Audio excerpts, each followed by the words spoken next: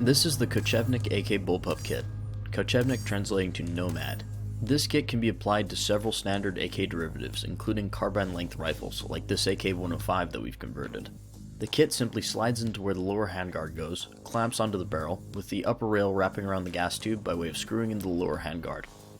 Kochevnik's appearance and upper rail system might look somewhat familiar, as the kit was a short-lived project between the gunsmith that shares its nickname and Zenitco. The appearance of Zenitco's trademark aluminum rails give it away. This video is sponsored by Greyshop.ru, who generously provided the ammo for this rifle at a time when ammo is particularly expensive.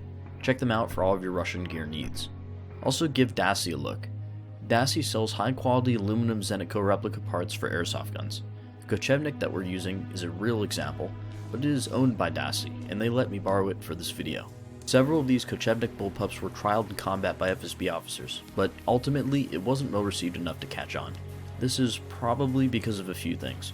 For starters, the huge change in the manual of arms as a result of this conversion was probably a bit annoying to a well-drilled FSB officer, especially as the conversion makes the rifle much more rear-heavy. But what was probably a bigger issue was that hot gas has a tendency to vent directly into your face when you have to lean on the dust cover. It can get very annoying to shoot this thing for extended periods with specific muzzle devices and suppressors, and it does send a little gas back at you even without them.